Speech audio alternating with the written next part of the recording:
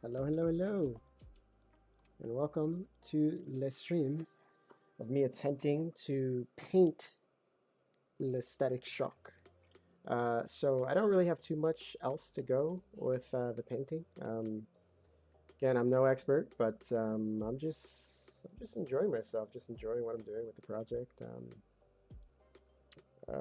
At the moment, I painted or generally painted like most of him.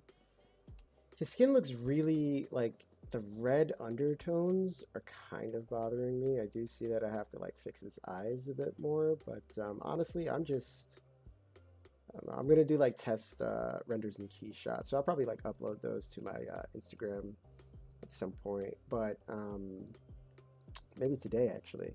But for now, I'm just gonna go ahead and keep painting the lightning. All of these lightnings. I just want to see how this looks. I might not even keep this look. Again, I'm using the same reference of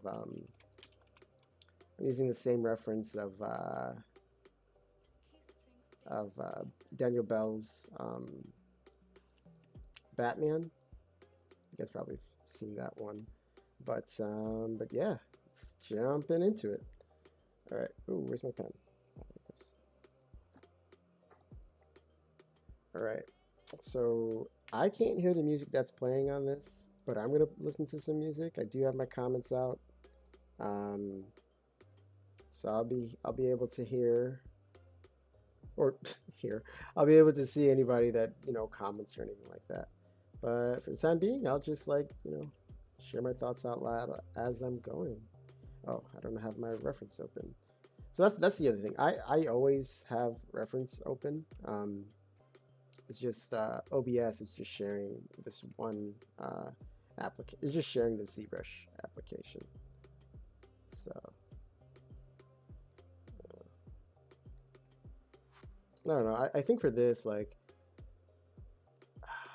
I guess my trouble with this is like getting the colors to look quote unquote right for me, and I guess that's the tough part. Like I'm keeping the blue undertone because like lightning is generally blue, but it's like really bright as well. So that's where this white is coming in. Um, I do have to just blend these things really. That's all I'm really doing. It's just like trying to blend these things. I think the next thing I'm gonna do is I'm gonna get like a. I was trying to use like a mask in order to get like the edges, but I don't know. I haven't been able to get it to work, and I'm too lazy to try to do to try to get it to work. So it's so weird. Like I'm so lazy trying to get like the technical side of things to work, and I'm like, you know what? I'll just do it by hand, and it ends up taking a bit longer than it actually should. But honestly, I do enjoy the process of making this, and I'm really looking forward to my next piece. I was actually helping my friend with his piece, or just like a concept that he has. It's actually a really cool concept. It's like I'll ask him if I can like share it on my story because I don't want to like share it first since like it's for him. But it's a really cool concept actually. It's like a hand with like barbed wire going through it, a woman's hand, and like she has like lipstick, and it's like he said the interpretation for him is the dangers of beauty. From what I'm paraphrasing. I don't want to say verbatim, but I'm paraphrasing. I'm terrible at this, but I'm paraphrasing. I mean, that's kind of like my understanding of it too, of like how beauty. Oh shit, what was that? Oh, cool. Oh, you know what? I'm gonna make that blue. Okay, so let's hit V, and then oh wait, no. Let's, okay, so for this, make it like this cerulean. See, I don't even know colors either, but here I'll just hit V, and yeah, there we go. Okay, so I think this should be closer to green. Let's see, like brighter. See, I'm trying to mimic the colors that I'm seeing. And we used to do this in like one of my classes where you had to like match the values. It's actually a lot more fun than it looks. Trying to match that value. Something like that, I guess, could work. But again, the blue undertone, I really do. What the fudge is going on here?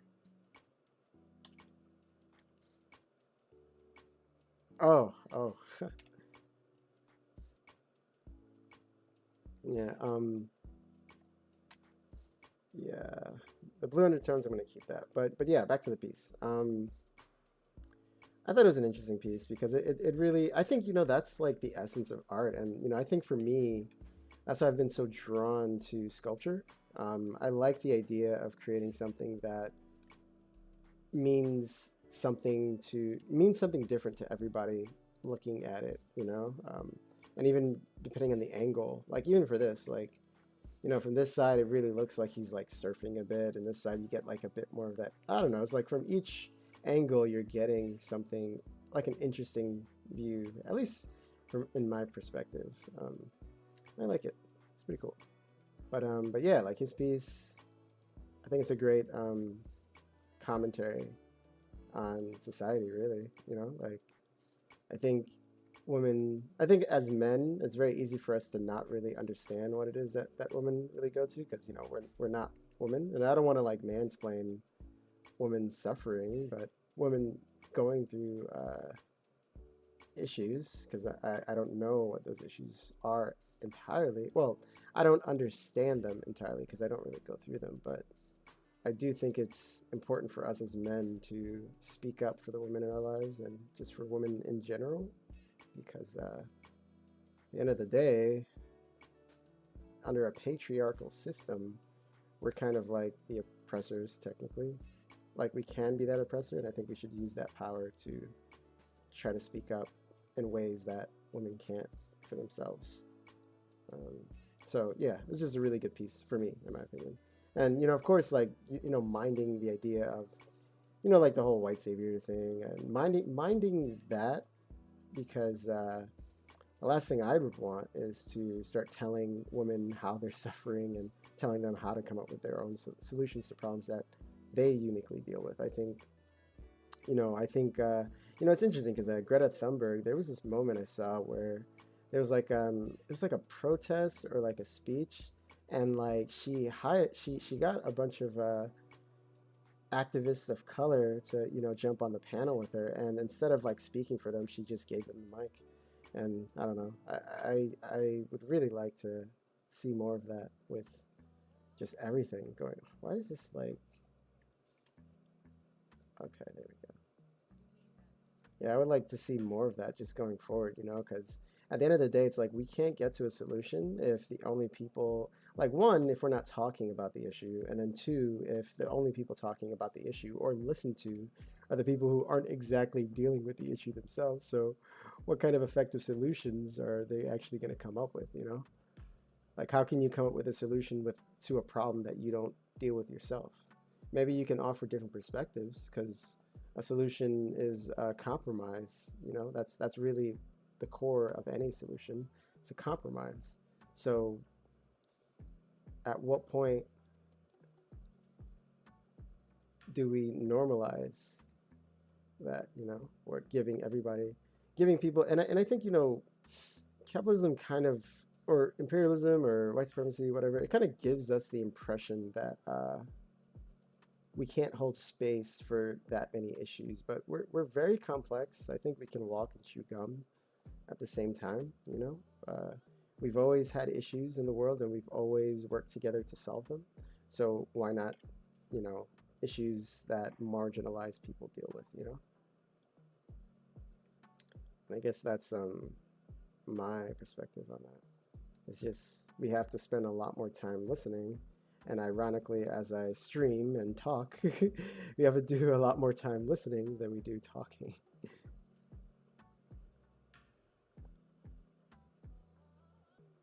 You know what? And I'm like so proud of like the world, really. Like I think mainstream media, at least in the States, does a really good job at like suppressing global content, and it really creates this ideology that centers America, and it leaves room for this idea or this notion that America's the best because you usually hear about the issues that other countries face, but never really about the issues that the US faces. Like, we have so much failing infrastructure and poverty, like people being criminalized for being homeless. It's I think our society itself is very backwards, and I'm really glad to see that other countries are able to see that. You know, I'm glad we're on the world stage for them to see that, because I think a lot of countries, because I'm first generation Jamaican. My family immigrated here. Well, my mom, she immigrated here, and then had me and my sisters, um, so my perception of this is like, what the fuck is good? Like, I don't have the generations of family dealing with the trauma of slavery and Jim Crow and stuff like that.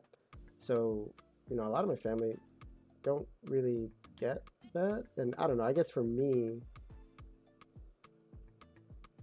you know, I realize that being just because I'm like a Jamaican and not exactly from this country doesn't mean I don't deal with discrimination. And I think the more aware you become of that, the easier it is to realize that. And I think it's very easy to ignore it if like you come to this country with hopes of, or this vision of like, oh, success, oh, money, you know. And I don't know, that's always been like a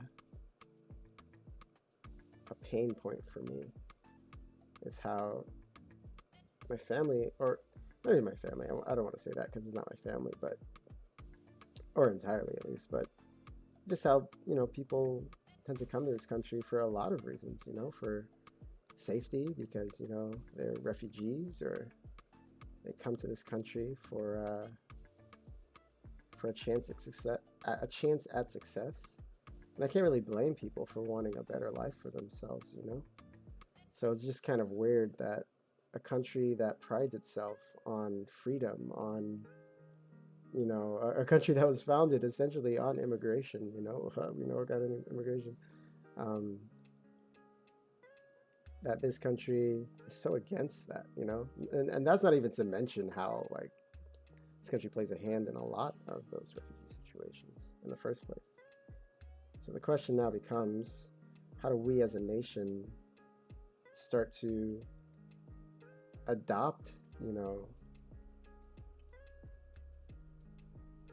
the new changes that the world is facing at the end of the day? Because that's what's happening, you know, the world is changing. And in my opinion, it's changing for the better. I think right now we're going through that growing pains process uh,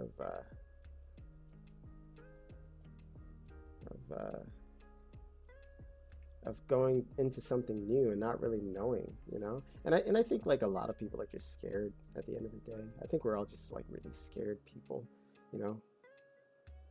You know, one of my favorite movies so far is Everything Everywhere All at Once. And I really love that movie because well, not just because I love Asian cinema. I've always watched like Jackie Chan movies growing up, including The Last Dragon. Such a good movie, but apparently it's cursed. I didn't know that. But I do love Chinese cinema. You know, Stephen Chow is one of my favorite directors. Uh, if you haven't seen Kung Fu Hustle or Shaolin Soccer, please do. But Everything Everywhere All at Once, uh, I'm not entirely sure if it's exactly Chinese. I do remember listening to the director, well, one of the directors, and I don't remember if he said he's Chinese or he's um, from. I don't remember, and I don't want to assume, but it's a beautiful movie. Like it makes me cry. Like it brings me to tears how beautiful this movie is. And for me, I think it's like, as a society, we kind of just have to realize that like we're all kind of going through life, you know, and dealing with the struggles that come with it. And a lot of that is like, you know, feeling like we're failures. And I think it's so interesting how like we all can kind of relate to that in some way. And I think that's part of the reason what that makes the movie uh, so good for so many people, is just this feeling that we haven't done much with our life. Another effect of capitalism that I really detest at this point. Not just that, but also how it creeps into the kind of art that we make, you know? again, like, I love the piece that my friend made because it means something. So when we make our pieces, what does it mean? You know, how do we? Yeah, but yeah, it was such a wacky and goofy movie, and it had so much meaning to it. Well, it has so much meaning to it. If you haven't seen it, I highly recommend it. But it just really goes to show, like at the end of the day, it's like when you stare into that abyss, it definitely does stare back, and it can be very tough to deal with that. At the end of the day, it's not easy. Realizing that at the end of the day, it's like not a lot. How do I put this without sounding like a depressed person? With nothing wrong with being depressed, I still deal with that. But it's just this world can be hard to deal with, and I think oftentimes uh, it really it really can get us into a dark place, especially with like social media, us seeing how dark and brutal the world can actually be, you know?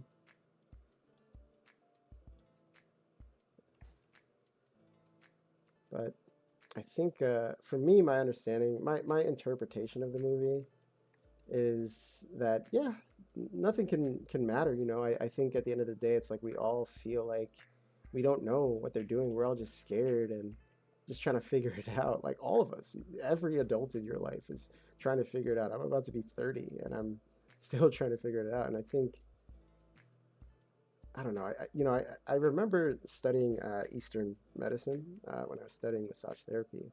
And one of the most interesting things about it was how, like, there's no such thing as achieving balance in life.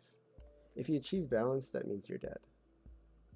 And it's interesting because it's like you look all throughout nature, right? Like a say like a plant growing in the concrete, for example. It's fighting to survive. It's fighting to make use of whatever rain and sunlight it gets, and it grows to the best of its ability, regardless of the environment that it's in. And I feel like that's kind of like such an interesting way to look at all of this. It's just we're all gonna be facing challenges, and this doesn't mean that we ignore the suffering of others or anything like that because we all face challenges. It's more like that's even more reason for us to really try to be there for each other, because at the end of the day, like, I don't know what battle you're fighting, but you're fighting something. And like me personally, I don't like to be that person that adds on to that, like, I guess part of that is like, being bullied growing up. You kind of like,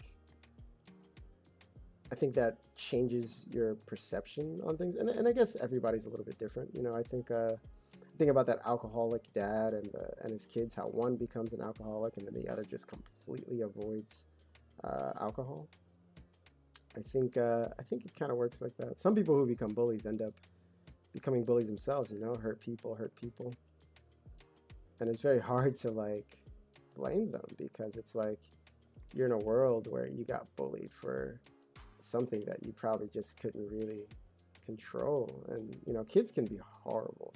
That's something that I'll never deny. It's like kids can be very horrible, but I think, and then even at home life, you never really know what people are going through in their home life. So oof, I don't want to do that.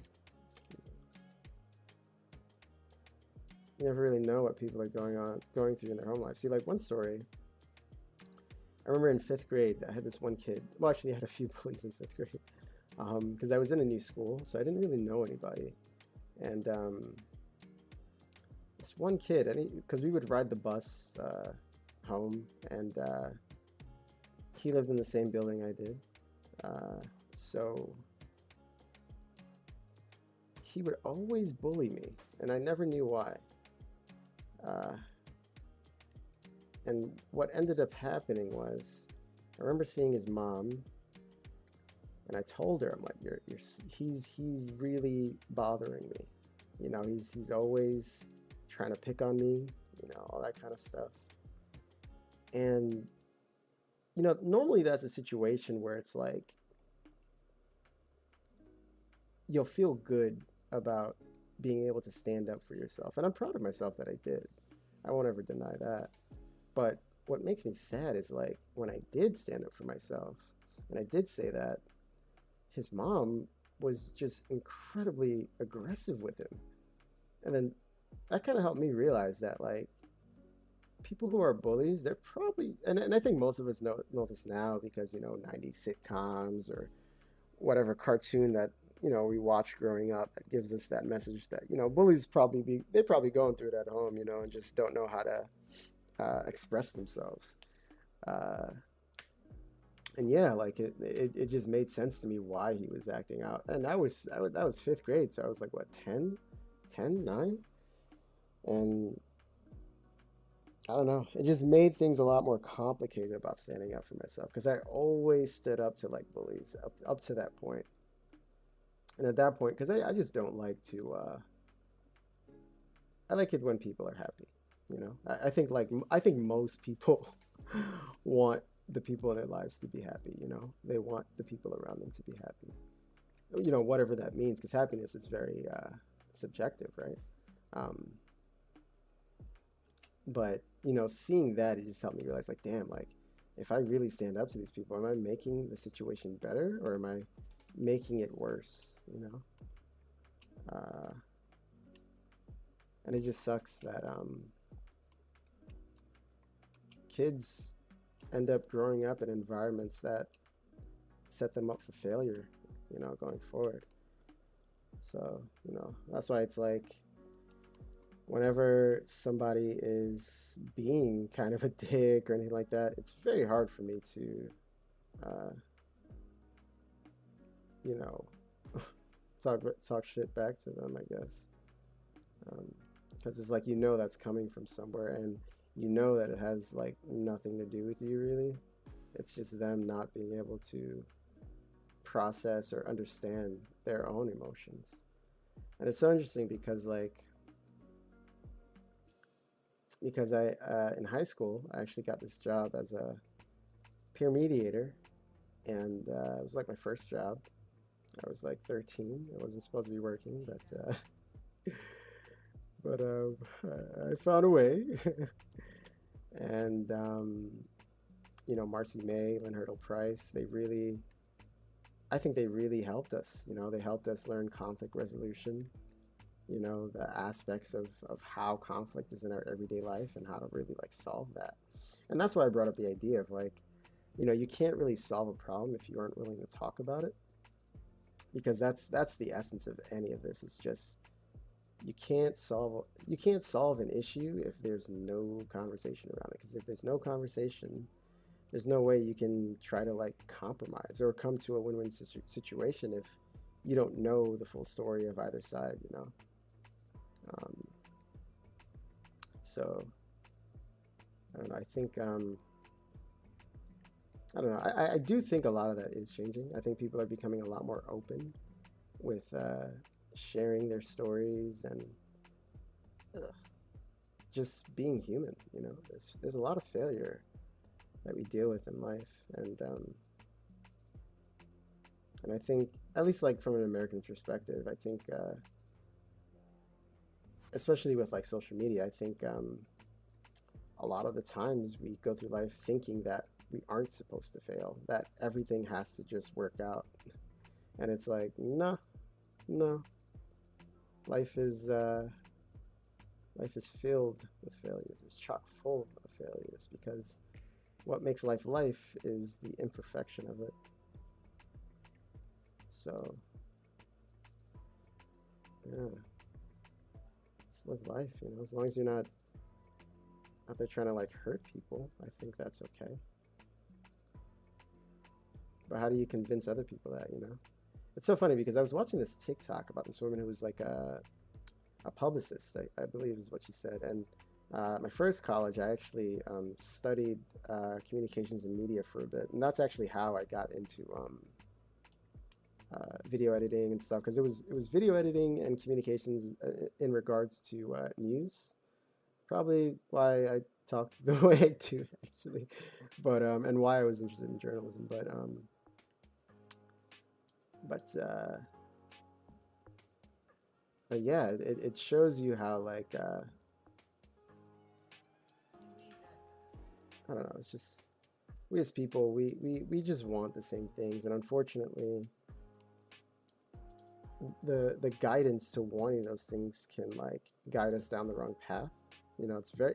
I think it's very important to understand that like no matter who you are, you can be brainwashed. Like I'm definitely brainwashed in some ways, and in ways that I'm figuring out how to unlearn. And you know, it sucks that like at least here in the States, like there's this idea that oh I'm too smart for that. No, no, there's methods. I studied them. Like that's what they teach you. If anything, you know, actually, what I can recommend is like if you are interested in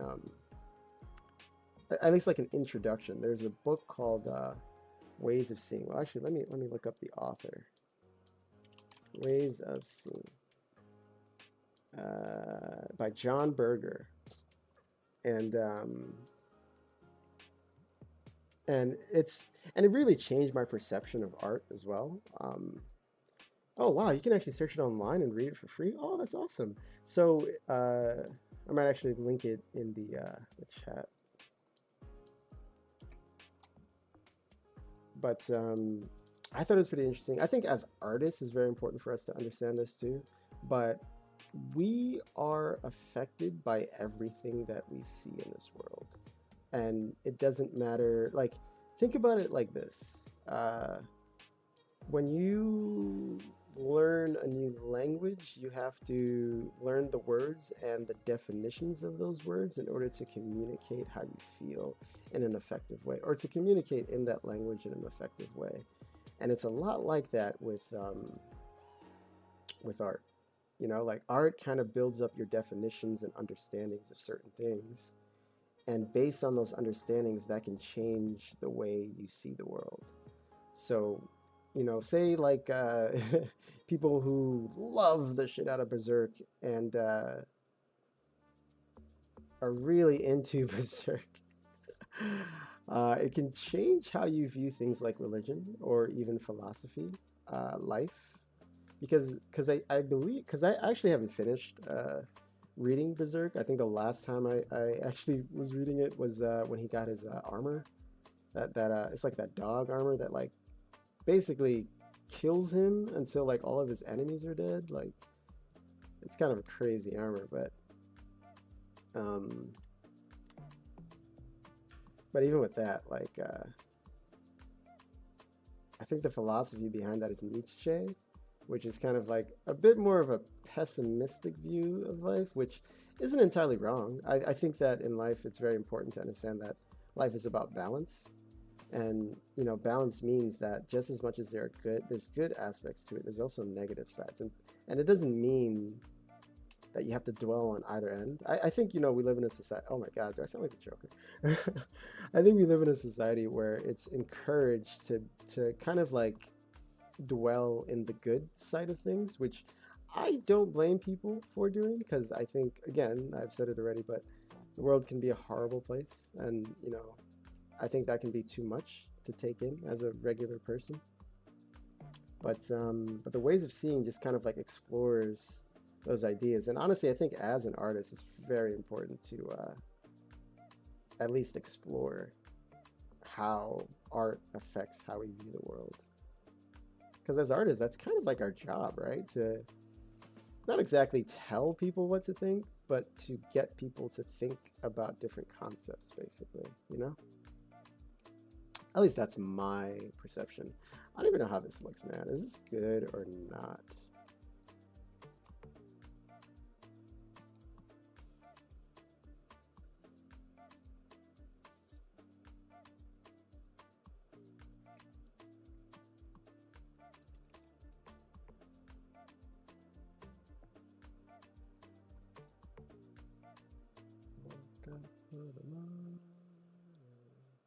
But yeah, you know, the Ways of Seeing.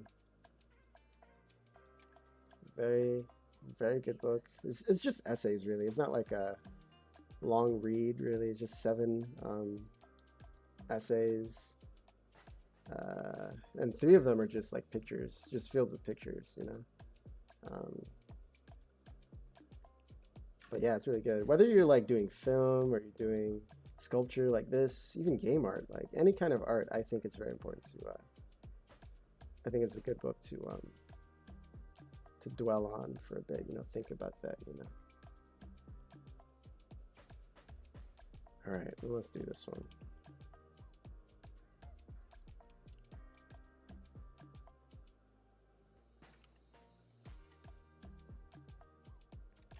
I don't know, how does that look? I mean, looks okay, I guess. Just from a distance. I'm fine with it. Yeah, but yeah, just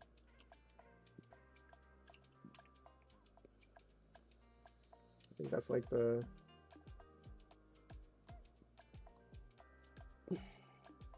I think that's what makes art interesting at the end of the day.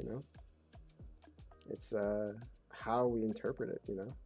And again, like a lot of those interpretations, it's like every form of media kind of builds on top of itself, or builds that dictionary of language on top of itself. Dictionary of like how we see things, and that's kind of like how I view it. It's just like the content that you take in, you're adding to your dictionary, and it's like thinking about what that is. I think that's an important thing to dwell on. It's like, what are you adding to your dictionary, and how's that informing you, not just on the the world, because people are in the world, but just like the world and different ideas, concepts, all these kinds of things. How often do we as people just give ourselves the chance to explore? And I think that's like such an important thing for us to do as creatives. It's to explore and don't lock ourselves into a box. Whether that be ideology or even how we sculpt. Like, I think for me, I'm breaking out of my box, and I think my box is like there's this almost perfectionist way that I try to sculpt, and I think it shows in my work. I think it shows in like how the details are so small. Because I get in there and I start doing the detail. Well, I didn't do these details, it's noise detail, but like how it's like I'm so worried about the forms, but I don't know. I think you should definitely worry about the forms, but how does it make you feel? I guess. How does your art piece make you feel? Does it make you feel happy? I think for me, I went with Virgil because I love Static Shock growing up, and I was always so confused seeing like all these superhero movies coming out, and I've never seen a Static Shock superhero movie yet.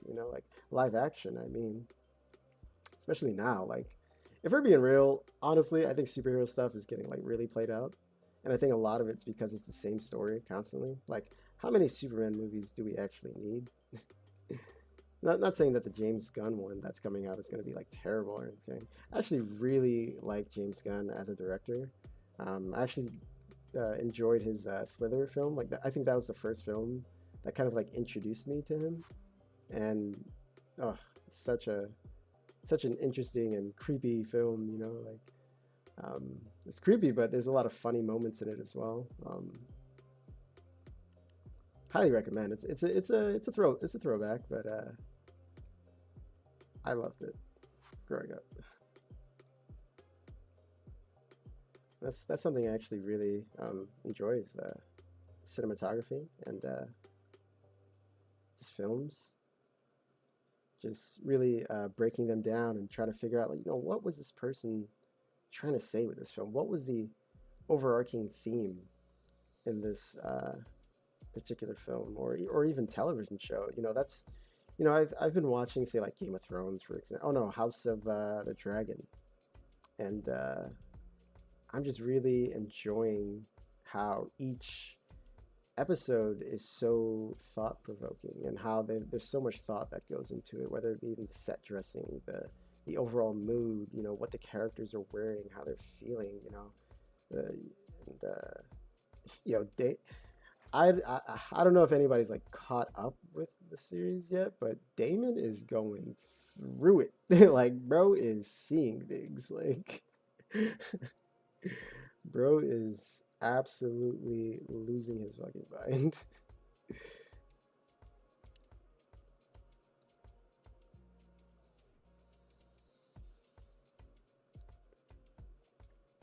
Like, and then now, like, shit is like turning up. I think, I wonder if Aegon is still alive. They didn't really confirm that in the end. Oh shit. If you watch Game of Thrones, skip ahead a bit, I guess. I don't know. I'll put a warning. I'll just yeah, I'll put a warning. Let me just not talk about Game of Thrones because I don't know if anybody's actually like caught up or anything like that. Love to talk about the boys though.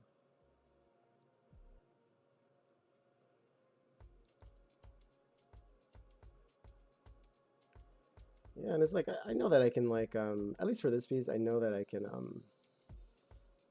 use masking to get to the area to a lot of the areas and then just filling it or just like getting a large brush and then painting over. I could do something like that, but I don't know. I like. I think I'm falling in love with the process. You know, um, I'm really just enjoying this process, and I think that's why I'm like okay with using brute force with my pieces.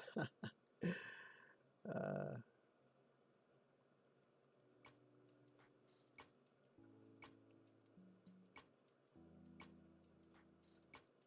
and I get that. To go back to the ways of seeing, I get that politics is something that I think a lot of people tend to steer clear of in general. Uh, and I've been told by mentors as well, like, hey, don't talk politics because people might not hire you. And I'm like, it's kind of it's kind of weird, right? Like to be an artist and to praise other artists like Picasso, who's an asshole, or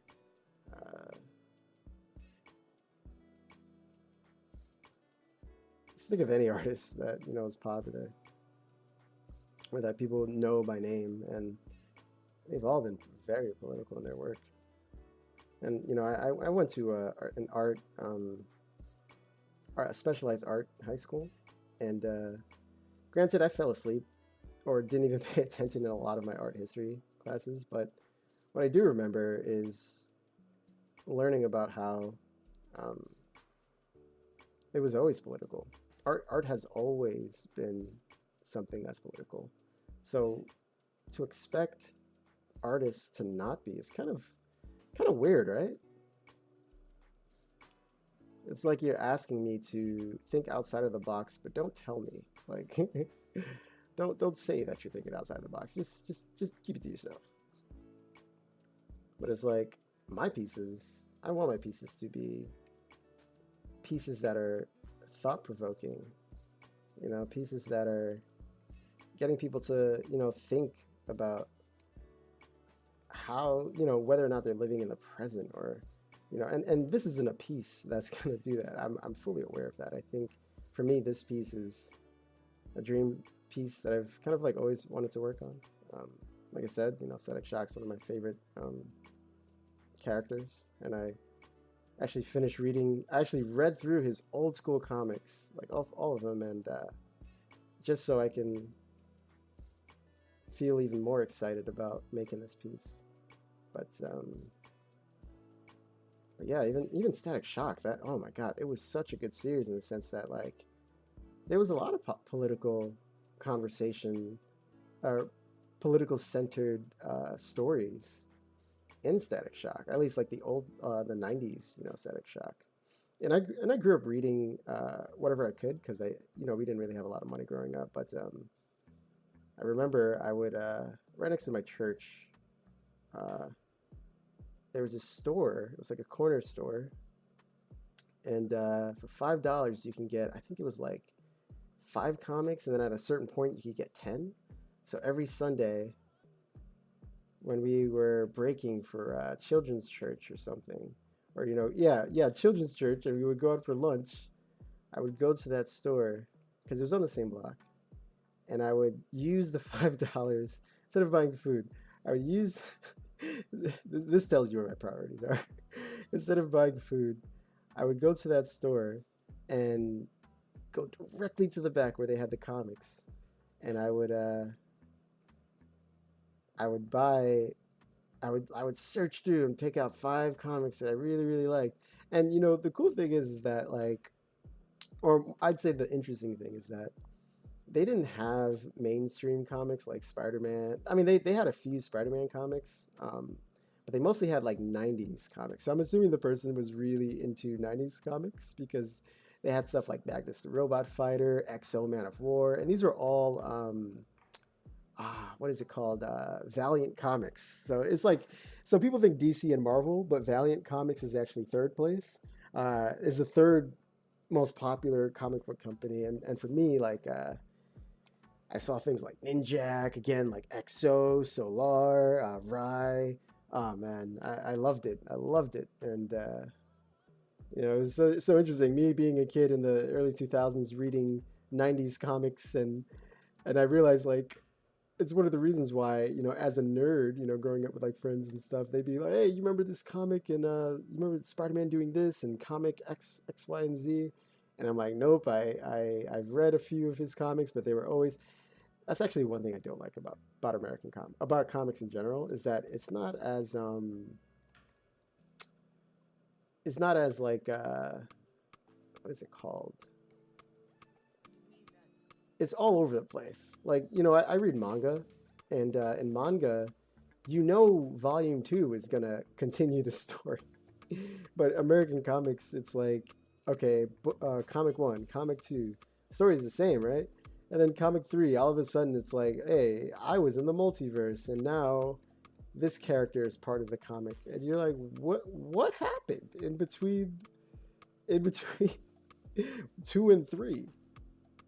But I don't know. I enjoyed it, just finding the comics. Oh my god, I collected so many. Because again, like, after school, $5. I'd get like five of them at first, and eventually the guy saw, like, I was probably like the only person buying the comics. So eventually he started to give me 10 for $5. So oh my god, I just had such a huge collection. And to this day, I think for me, Magnus the Robot Fighter is one of my favorite comics. Um, and I doubt a lot of people actually know about him, but actually, in my last job, one of the art directors, he actually knew about Magnus the Robot Fighter, so I actually got super ecstatic that I could actually talk to him. I could actually talk to somebody about Magnus the Robot Fighter, and it's so funny too because there was Bloodshot. There was a Bloodshot movie that was coming out, and Vin Diesel was playing as him. And I was like so excited. I knew the movie was going to be bad because no shades of Vin Diesel, but doesn't have the best track record for range.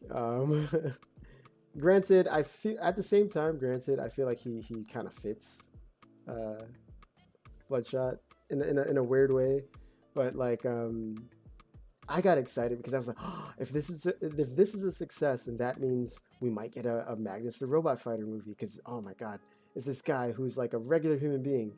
But the crazy thing about this guy is that, like, he's legitimately fighting robots with his bare hand. Like, he's breaking robots, and some of these robots are like they actually reinforce their steel, and because they know that he can like fight robots with his bare hands. And you know what? Let me actually explain the story a bit. So, from what I remember, Magnus the Robot Fighter. Okay, Magnus. He's like a freedom fighter basically, and essentially, the robots. Oh wow, this is actually poignant to like what's going on now. So the robots, they actually come from like AI, and it's like a sentient robot that kind of like freed the robots' minds. And robots at the time were actually used as like servants and stuff. They were basically slaves. Like, they were indentured, I would say indentured servants, and they didn't really have rights. But eventually, one of the robots started, I think it was like gaining sentience. So eventually, they actually hated humankind for how humans were treating them. So, and it's crazy because I think like Magnus's teacher actually taught him. It was like a secret or like a handed down style that not many people actually did anymore. So he was like the last person to learn it because his master had passed or something like that.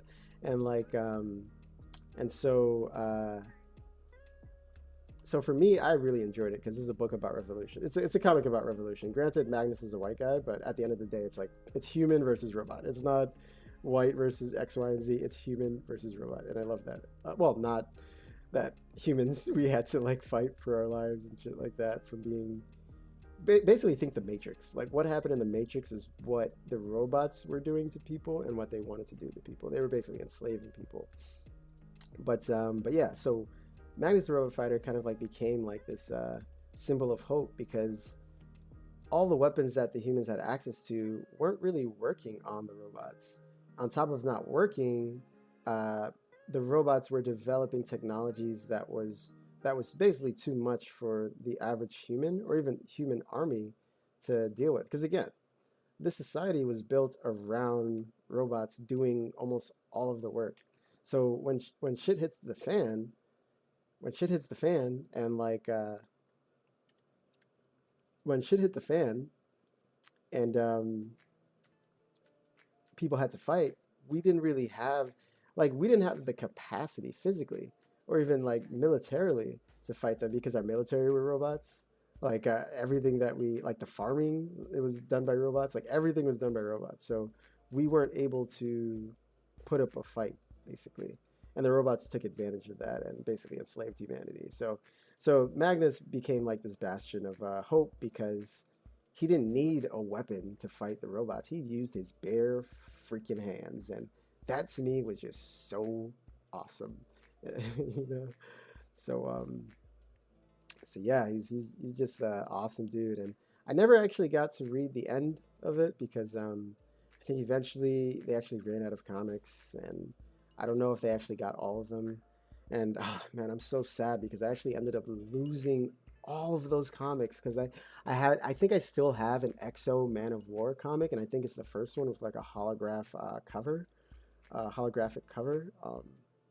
Oh man, such a good series. And I think Exo Man of War, just think of, if I had to relate it to like a character, it's kind of like a cross between Iron Man and hmm, the Punisher. I don't know, maybe the Punisher.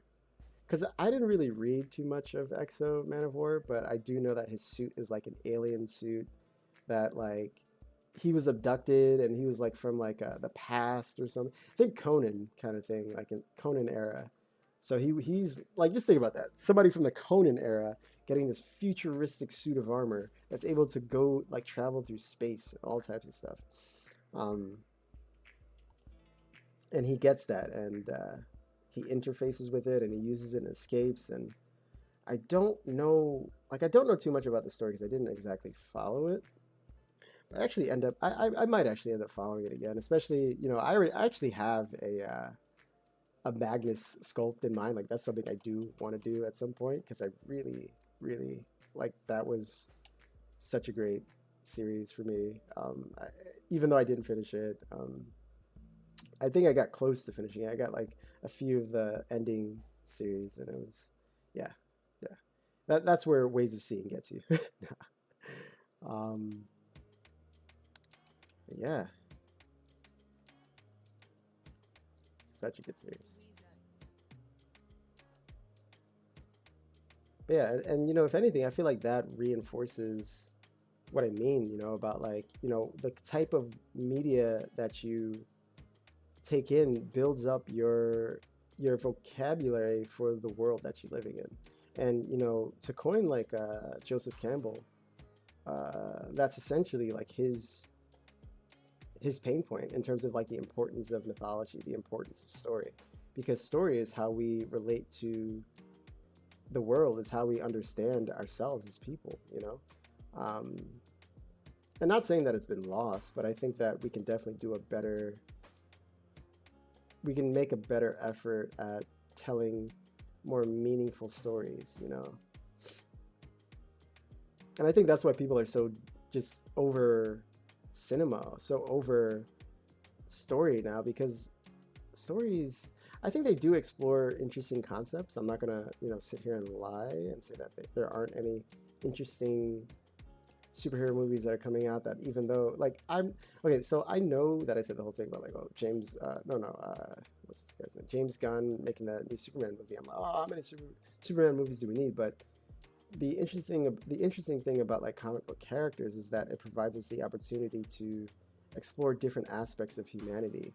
And, you know, I guess what makes it interesting is, like, how do you explore that with somebody who's virtually unstoppable, you know? What are they going to explore with that? So I guess in that way I'm interested in it. But yeah, it's just, how do we challenge our perspectives? Like, in what way do we do that? And I think the best way to do that is to take in different forms of media. You know, like, I think it's very easy to stick to things that are just, like, interesting to you, but I feel like it's, you kind of add more color to your palette the more varied your taste is. So it's always a good idea to explore, in my opinion. You can't go wrong with it. I mean, you might find something that you don't like, but at least now you know there's certain things that you don't like, you know, opposed to just assuming you might not like something, you know. Besides, like, in general, you just never know what you're going to learn, you know. You never know what you're going to stumble across that, you know. And I think, like, speaking as a creative, like, I think it's so important to explore different mediums of art, because you might find something that inspires you to make your piece in a very different way. So that's what I enjoy.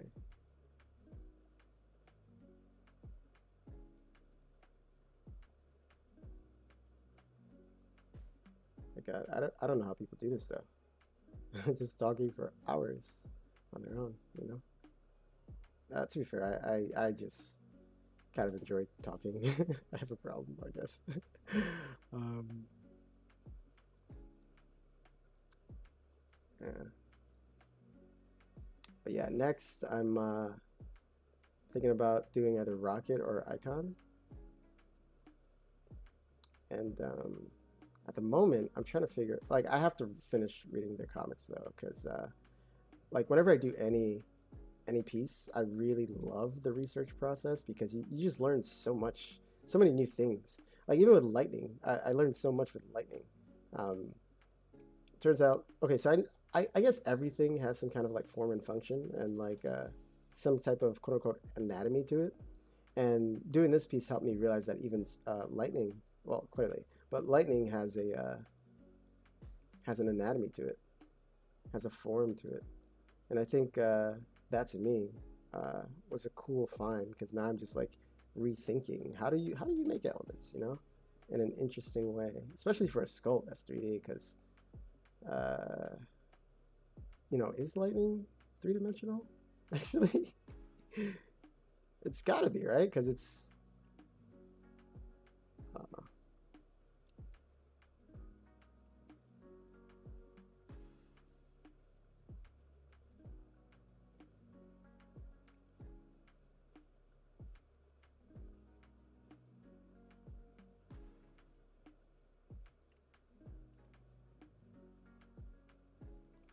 uh,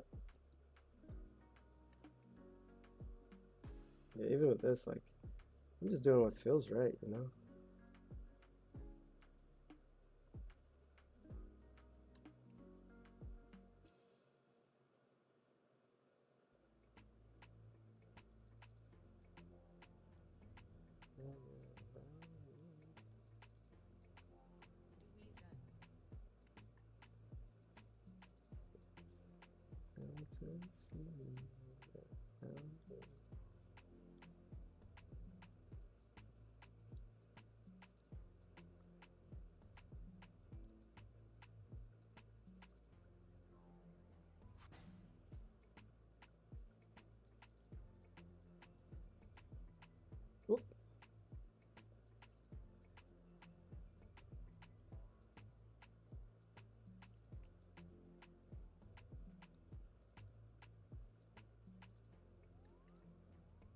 Okay.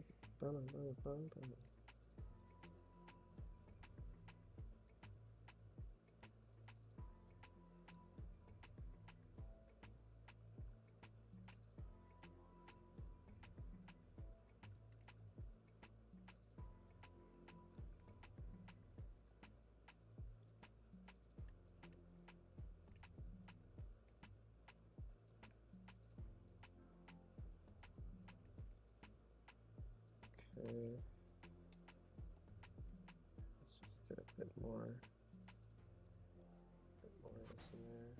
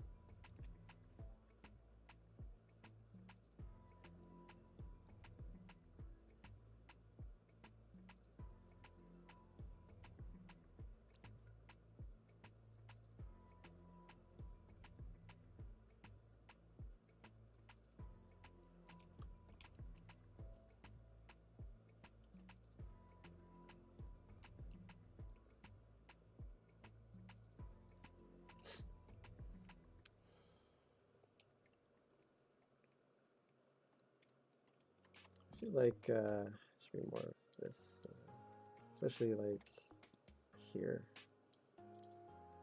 Should be way more of the white.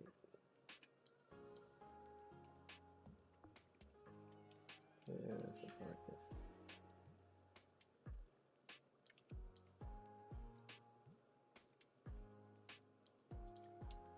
And then just like subtle.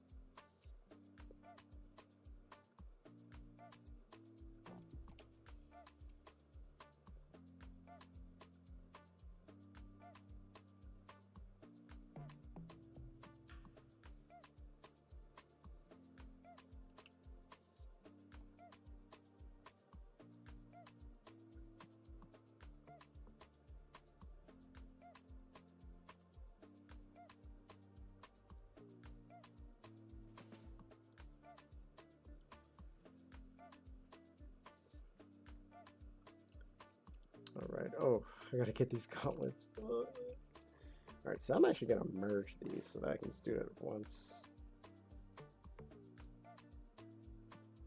Oh wait, are these the smooth ones? Okay, they are.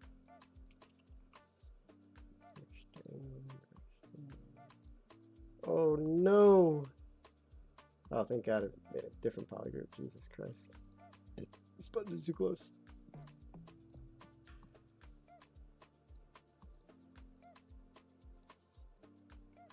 Alright, there we go.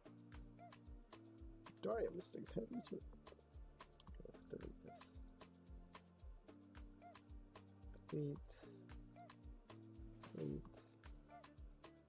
Okay. Alright, so now I'll do this. And let's see.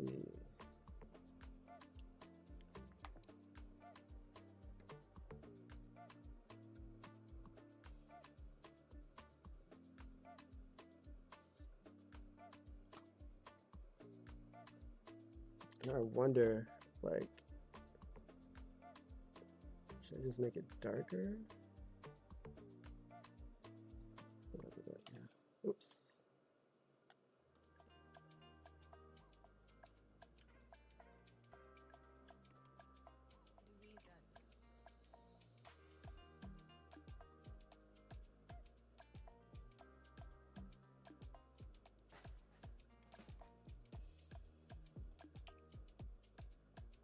Oh, there's definitely a piece missing. Look at that.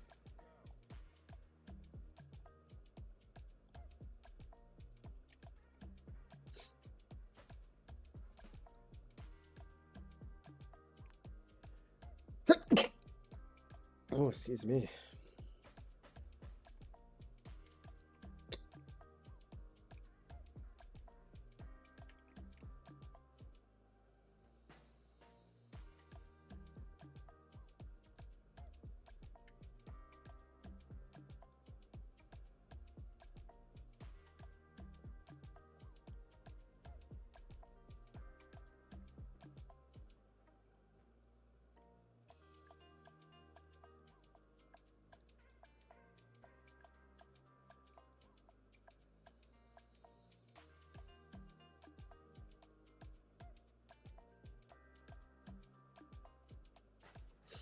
Let's make this a bit brighter. And then I'll just do this.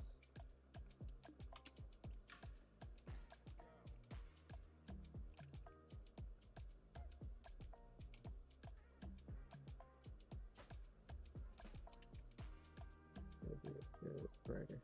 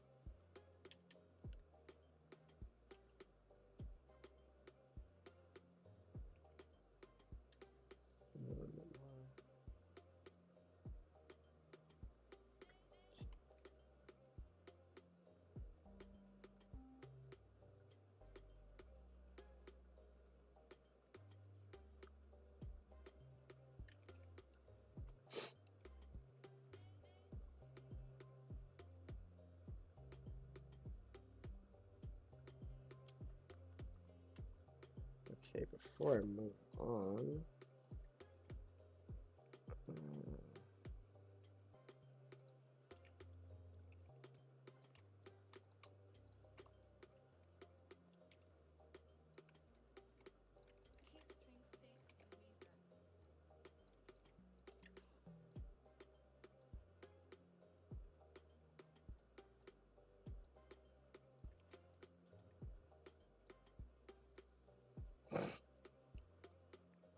oops.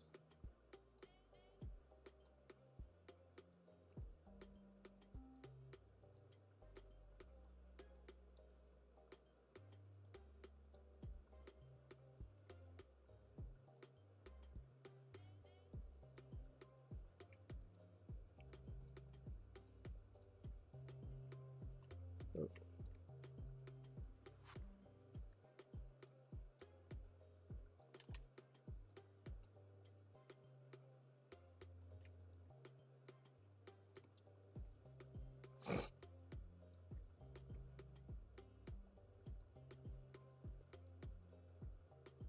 Okay, what else? Got paint. Got this.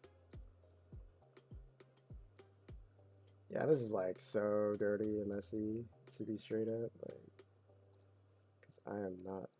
What is going on here? Oh, this.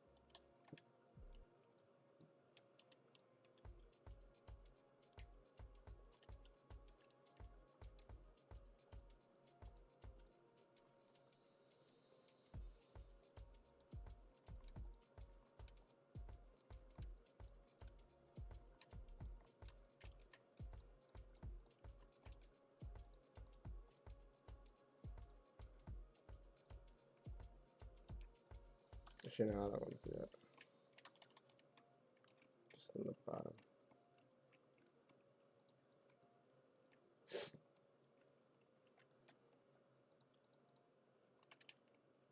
And for this, I'll go back to spray.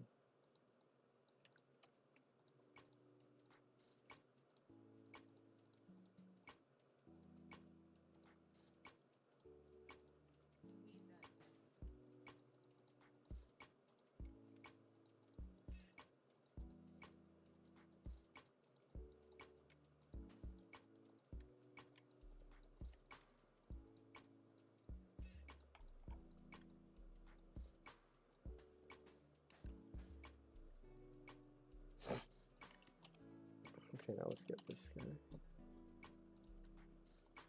So, I have reference for this. And C, B, C.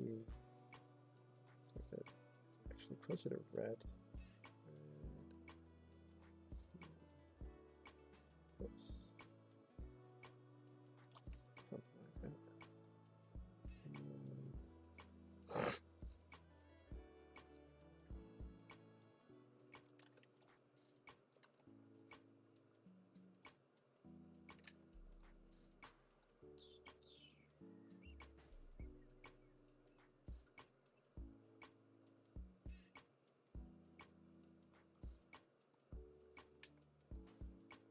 all right.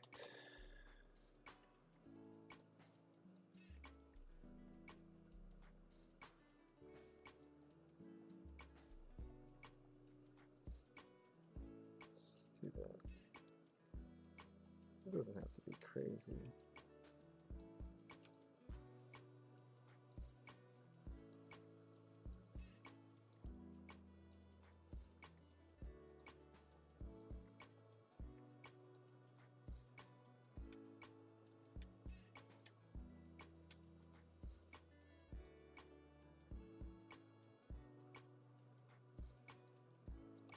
could do my depth mask. Okay, that doesn't do it.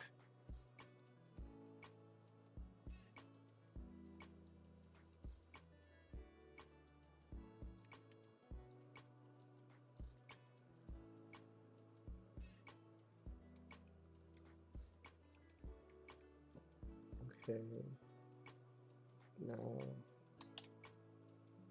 it's bright, but what I need this to do is I gotta make. So I for real have to turn that off. Make that 0. Masking. Maybe depth. Let's see. Okay, that's what depth is. Interesting. Okay, so cavity. There we go. Oops. Oh, that's yeah, it's because this. So E.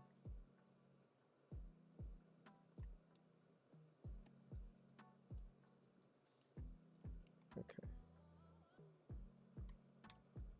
Let's make it a bit brighter.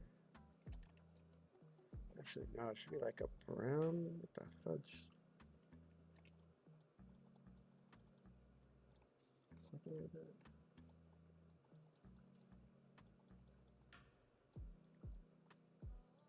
Better yet.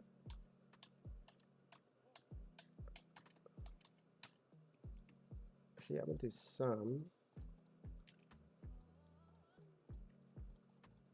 I'm gonna inverse that. Just go crazy with this. This on top of it. Then go back to this, make this a bit brighter, inverse.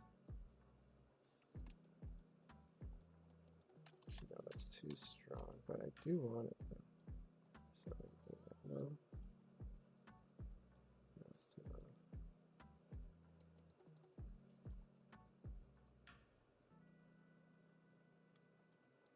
Let's go back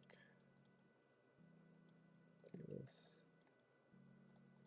5 or 5.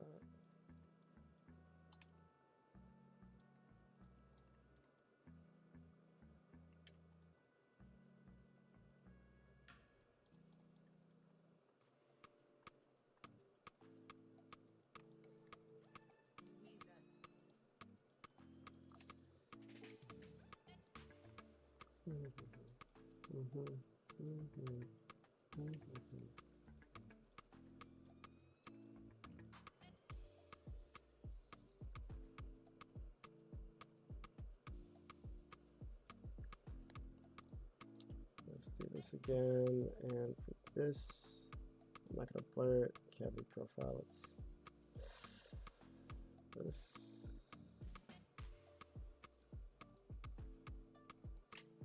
I don't know what this is doing.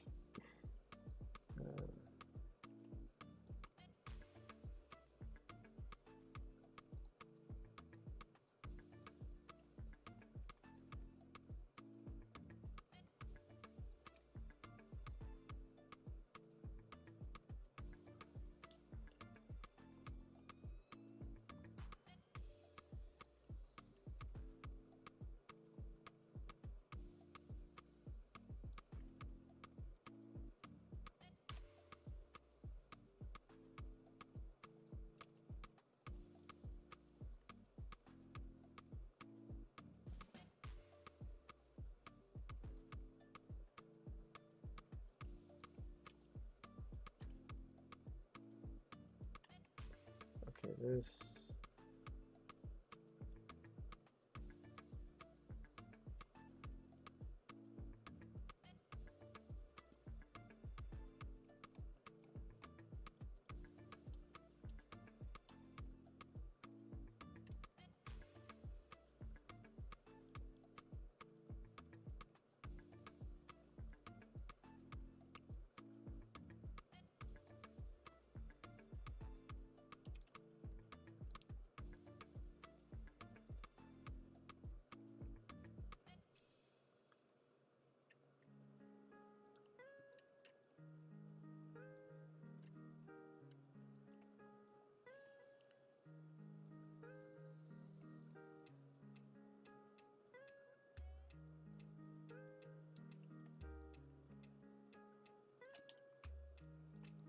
Okay, so now for this, it's kind of weird, but let's see if this works. Where is it?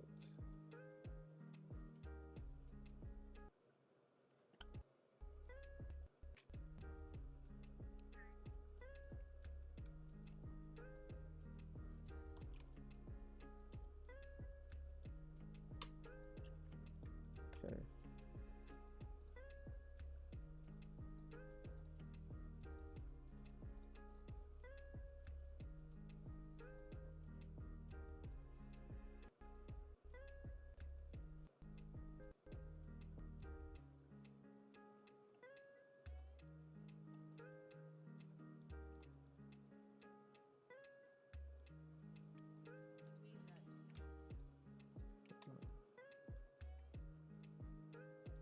All right.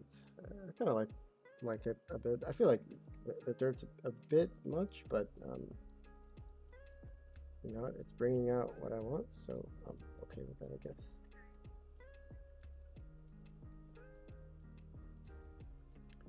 There's a few other things I do have to worry about too, like his coat, because if I'm going to be printing this, the space between the coat has to make sure that it's actually stable on him while he's wearing it. So I don't know, I'm thinking I might, maybe it has to be printed with his torso. Let's see. Just me messing around with different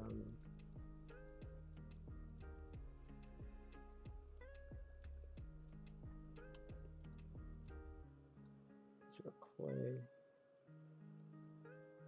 And honestly, a lot of it doesn't have to be as strong, but just have to be interesting. Oh, I forgot to do this. Skin shade.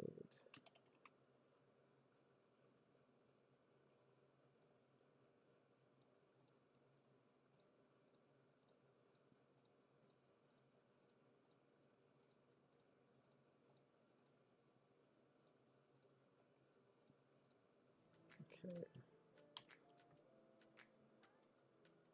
Let's make it a little bit darker. It doesn't have to be the same exact kind of darkness. But here, let's do this.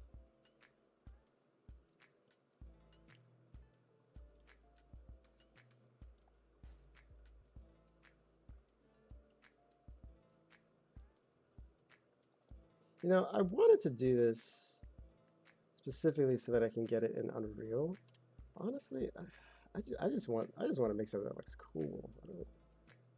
Like if it's gonna be in Unreal, then awesome. But not everything has to be rendered the exact side there. And besides, I'm trying to make a piece for myself. I'm not like, it'd be great if I can land more jobs with this, but at the end of the day, it's like I'm really trying to just enjoy myself, and I'm not about to stress myself out trying to figure out how to get it into Unreal. I know I could, but I'm not gonna do that with this. I'm just gonna use key shot. That's a bit too dark.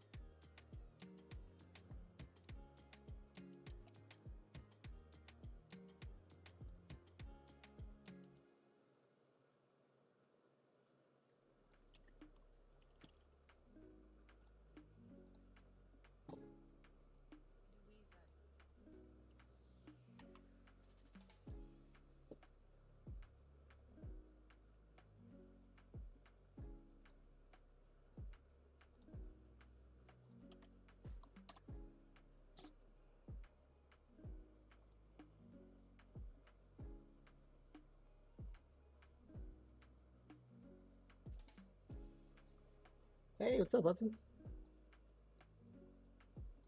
It's just still saving at the moment.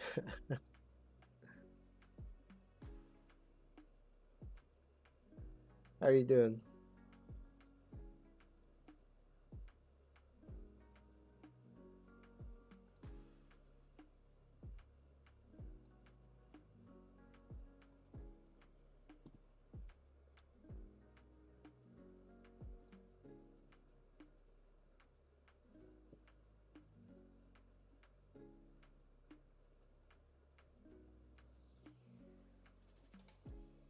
Points? Oof.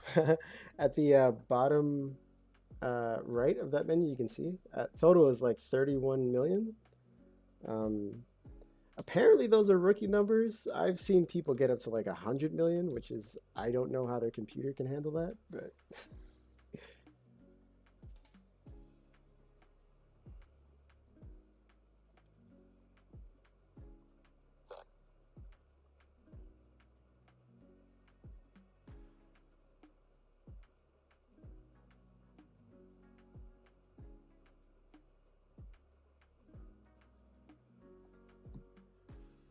yeah.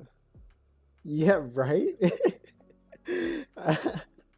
I'm like, there's no way there's a reason to go that high. But to be fair, I think if you've seen like what's his name, Marcos Plouffe, he did like a ZBrush Summit video.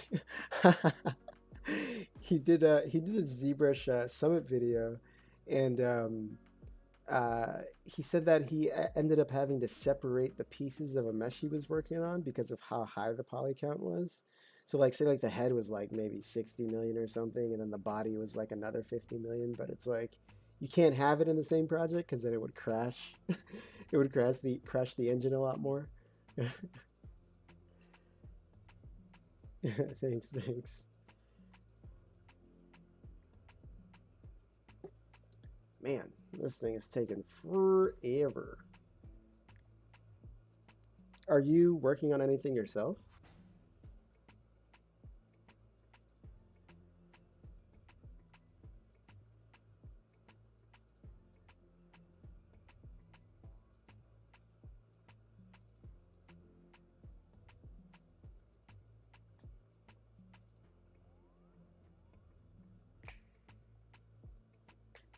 Oh, also, that link I sent, I was talking, I guess maybe into the void, but I was talking earlier about the the ways of seeing. It was like a book I read in college, and it was because my focus was communications and media, but it really changed my perspective on art and like how like what does art mean to us and what are we trying to define? You know, like what does that mean for us and our perception and all that kind of stuff. Uh, oh, nice.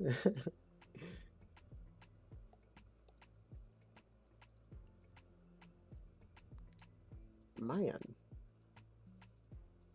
this poly count is it's killing me.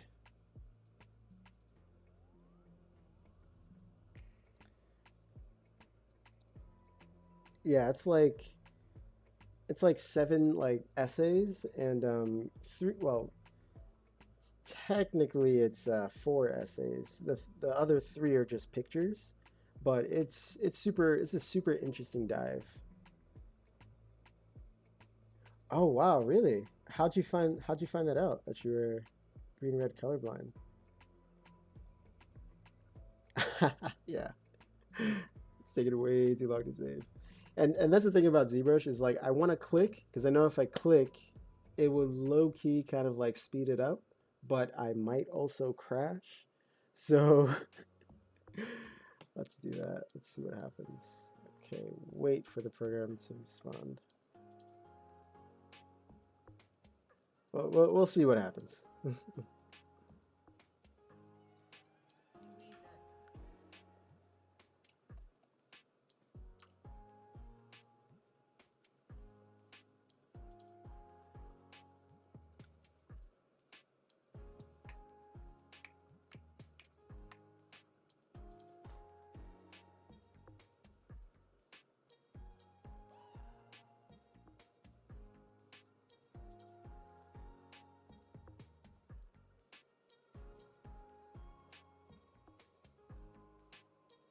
Oh wow.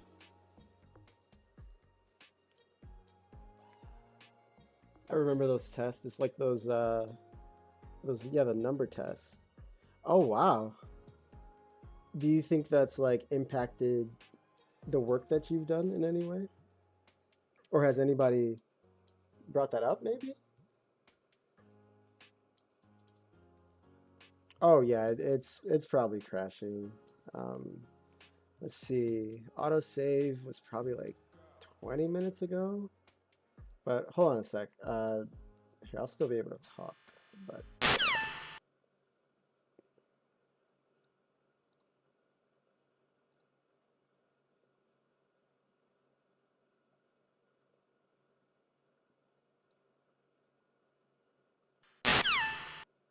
all right, so apparently I can still talk here. I can still talk on this screen. I have to change my other one, my other scene or whatever, so I can still talk. But closing ZBrush, you're just gonna see like a black screen. Oh, sorry. Oh man, it's really crashed ZBrush. Holy shit. Let's end that.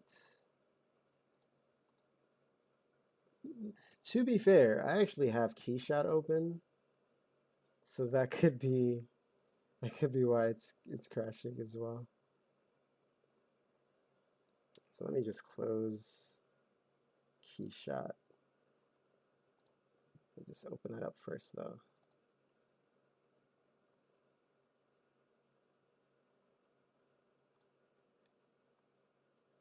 Pause. And save. There we go.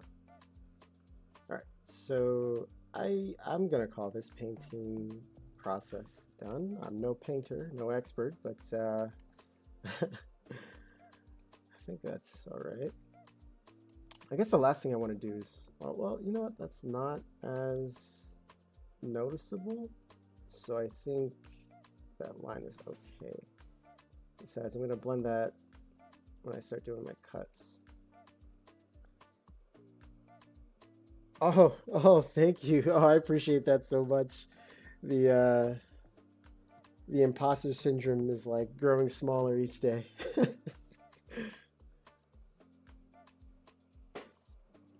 I actually really love the technical side of Unreal. It was daunting thinking about doing shader work, but if you're ever interested in doing it, I highly recommend it. It's a lot easier than it seems, and I think a lot of that is because it's really logic based. And then on top of that, because Blueprints it's just visual coding, you get that visual aid that lets you know, oh, hey, this code is broken or it's broken right here. And then you can also go through like documentation to figure out what's broken with it. And I don't know. I think it's a lot more fun and a lot less daunting than it seems. But geez, now I gotta figure this out. Oh, it's really cool. I think so. You said that you're doing like environments. Um, I think it'll definitely help with like landscape materials because I haven't looked into it myself yet, but like apparently you can really use shaders to enhance your environment stuff. Oh yeah, the 2 weeks. Yeah. I appreciate that. I really do. Oh, I really do appreciate that. But yeah, that program, he was really working us. All right, let's see. How do I? So now I've got to figure out how I'm gonna do cuts for this because right now I think he's in a really cool pose. I think the coat might actually be thick enough to print properly without like breaking. Um, I think it might be fine, but my pain point right now is just the hand. Like, how am I gonna do this? I think I might. Hmm. I'm gonna have to change this lightning around. Oh, can you actually link your art station? I'd love to check out your work too. Um, okay, so this will be easy to cut. I'm definitely gonna slice. Oh, cancel. Oh yeah, definitely. I'm really looking forward to it. I think you know, actually, let me see if I can share my screen. Um, let's open up Keyshot. Put you over there. Okay, that's a lot. Okay, this is gonna, let's hope this doesn't do anything, but yeah. External renderer, Keyshot, and blueprints. Oh, it's rejected since it was paused, okay. And let's turn off GPU, and put on performance mode. And let's go back to render and try that out. And now, let's see, now our station. You know, I think let's see. I don't know if there's a link to my Insta. Oh well, no, I don't have my old pieces up yet. I think for me, when I first started, I was like so, like, oh, you know, I love it. I'm glad that you're thinking about it in that way. Like you'll reach this level too, because I feel like as artists, it's so important to feel that, like, because whatever I'm doing with ZBrush, I think anybody can do it too, and that's kind of like what helps me with like my work. Because oh man, you see people like Daniel Bell or Will Harbottle or even like oh man, uh, what was this guy's name? Will McCain, I believe his name was. Like you just see like a lot of really, or even Rafael Grassetti. You see all these crazy good artists, and I'm like, fuck, I don't know if I'll be able to get to that level, but I feel like it's such a liberating feeling to feel like, oh, I can get to that level someday, and I feel like that's like the key for a lot of this, you know. Um, oh, speaking of like Ryan Kingsline, um, he just he's got an update for his Vertex school. Um, but yeah, I don't know. I just think like for me, I constantly have imposter syndrome. Like with this, oh my God, like getting to this point, I think my perfectionism actually makes me spend so much longer on my work. And like, I think it's so much more detrimental because at the end of the day, it's like the pieces that I worked on when I first started, I've definitely improved, but I feel like I probably would have improved a lot faster if I just like kept at it rather than trying to focus on perfection. At least, and this is from my own journey. I think everybody has their own journey. Like I started in 2015.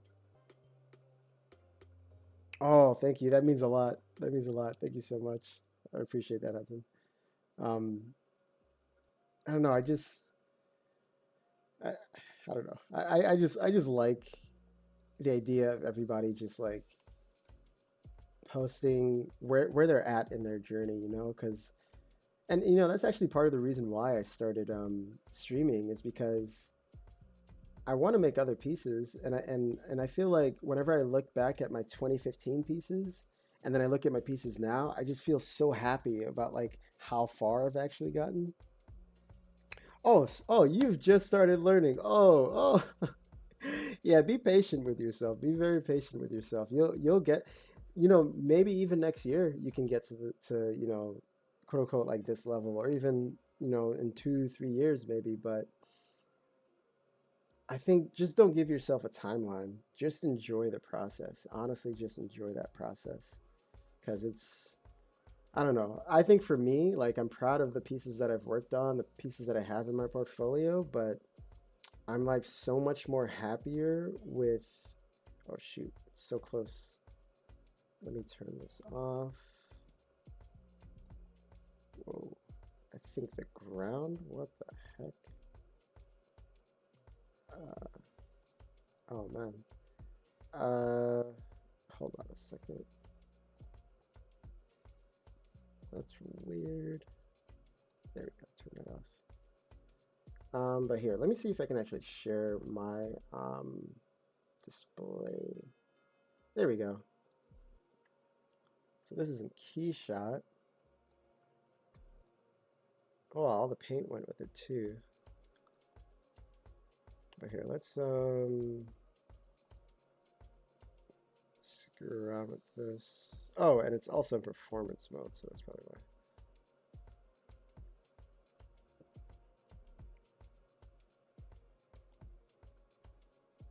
Exactly, exactly. Yeah, just have fun, you know, with whatever pieces that you make, whether that be like with environments or characters or anything. Like, as long as you're enjoying what it is that you're doing, I think that's like the most important. I remember in when I was in college, one of my animation professors, I was like the only person in that class that was actually doing the work. This was like during the pandemic, so everything was like working from home, and we got pretty close. We still, you know, chat on Instagram every now and then, but he sent me this video about this kid who was just like drawing on the walls, and people would ask him, "Hey, what are you doing?" You know, he's like, "Oh, I'm just drawing on the walls," and it's like, "Why are you doing it?" "Oh, it just makes me happy." And it's like, "So, are you trying to make money doing it?" And it's like, "No, I just really enjoy it." And and the person kept like trying to get him to think like, "Why are you doing this? You know, think about why you're doing this." And it's like, you know, sometimes you do stuff strictly because you just enjoy it, and I think that's okay. You don't have to be like the best. I think you just have to enjoy it. Um, and that's just my philosophy though. I think everybody's gonna have their own approach, and even that's totally okay. This is why I like Keyshot. You just get like these really cool renders going on.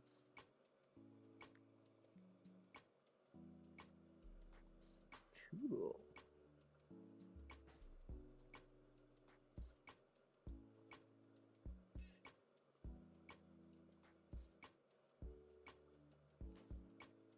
Cool.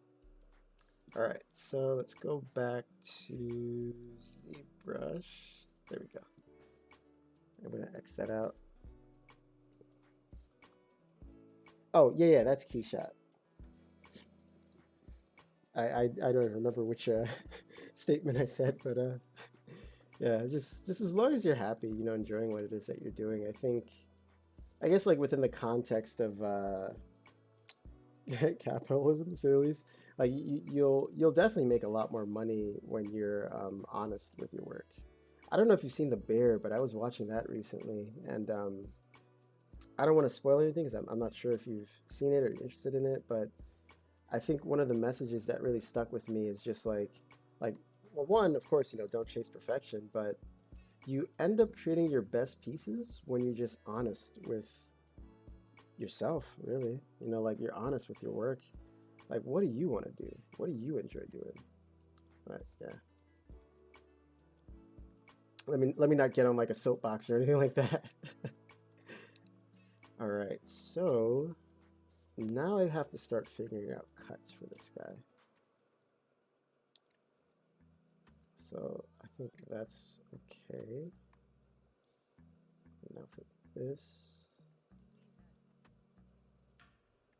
Okay. Let's just move this off.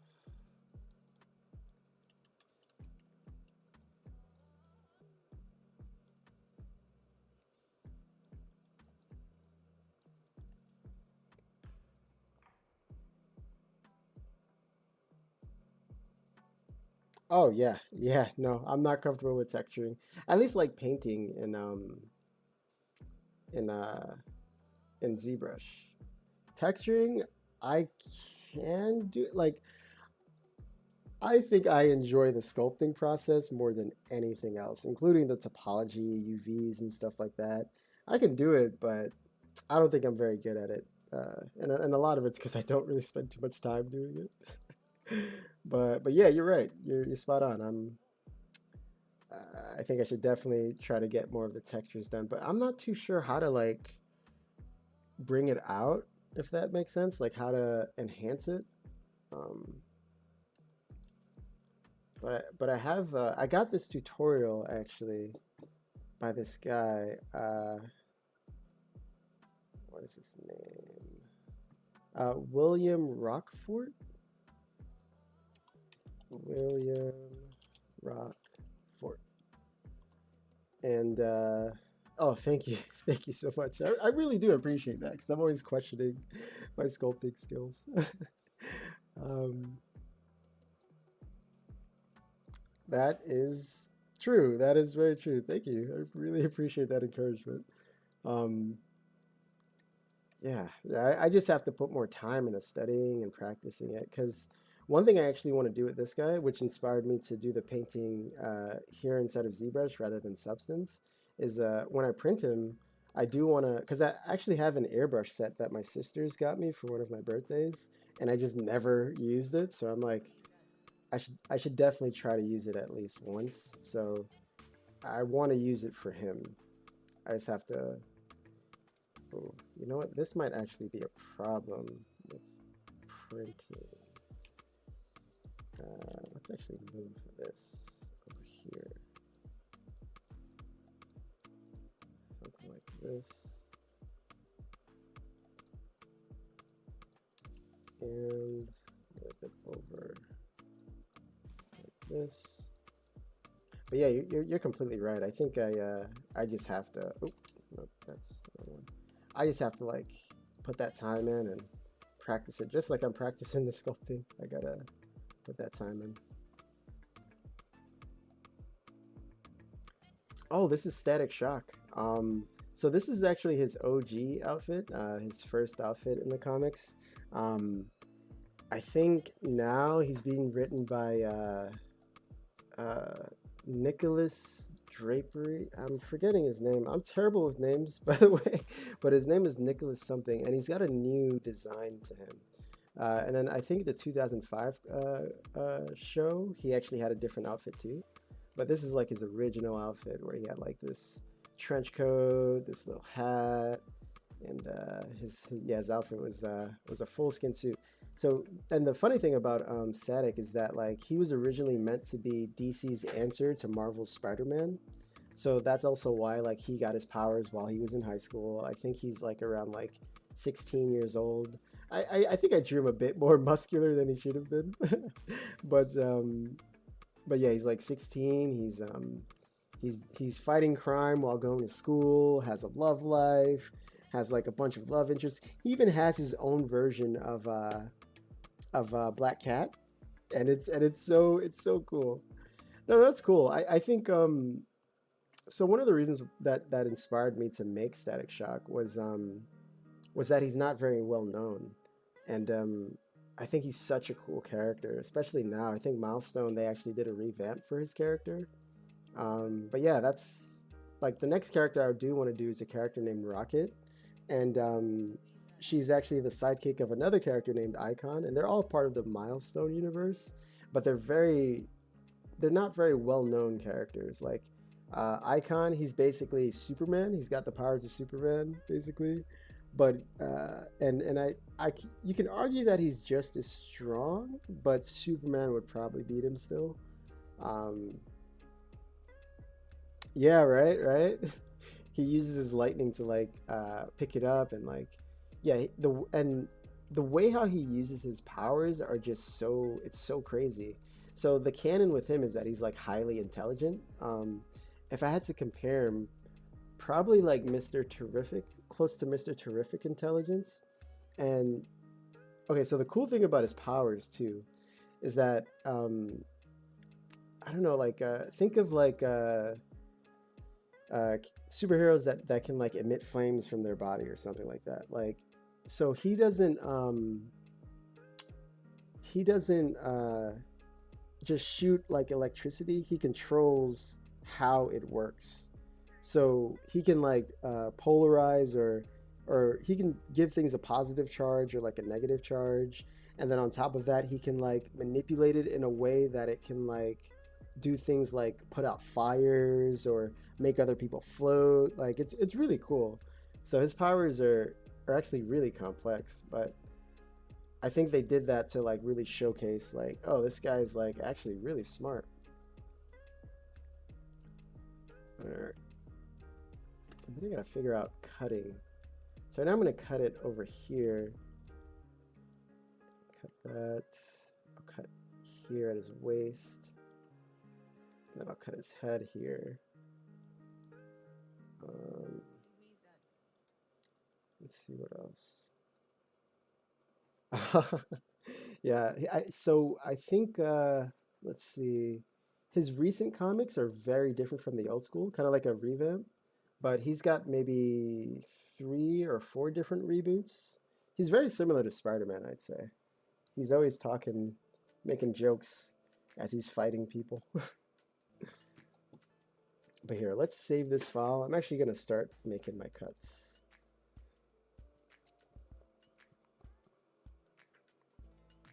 Oh, okay, keyshot is closed. It might still take a while because of how high the poly count is, to be honest, but that's okay. Oof. Do you have any favorite superheroes yourself?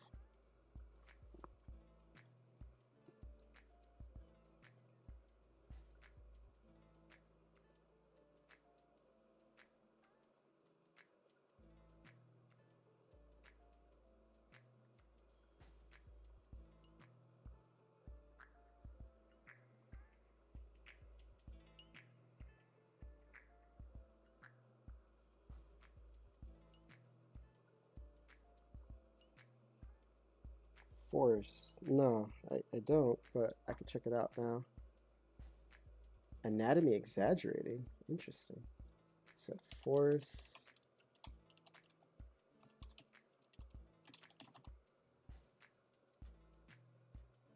Oh, oh yeah, yeah, yeah. I have a PDF version of it, but I haven't exactly read through it yet.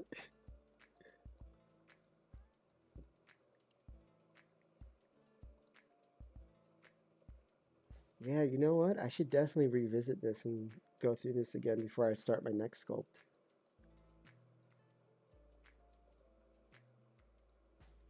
Yeah, I should actually.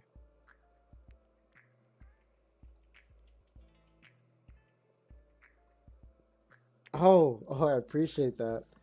I I really wanted to sell the idea that like uh so the impression I wanted to give was that he's like falling, but he's also maintaining his weight or like his balance. And I don't know, like it's kind of I guess it's a little bit hard to describe. But I'm glad that it works because that was something I was a little worried about. You should actually see the very first excuse me work in progress. I think I'll actually post that. Um, let's see where that is though. Yeah, like he's gliding, but because of how his powers work, um, he kind of like sticks himself to the manhole cover, and I kind of wanted to give that impression. Uh, I was so I actually went to like an art specialized high school, and after graduating, that's when I went to school for business administration because I was kind of like giving up on art for a bit. And then in college, I'm like, okay, this is actually way more interesting. I don't think I can just leave. So then I switched to communications and media and eventually got into like visual effects, like editing and stuff. And then I just kept delving deeper into the art field. And that's how I found stuff like ZBrush and I don't know. My journey was it's definitely a journey.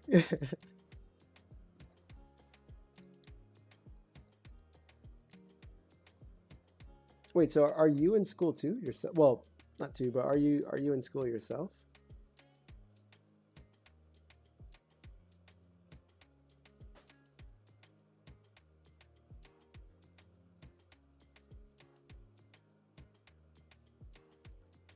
Yeah, yeah.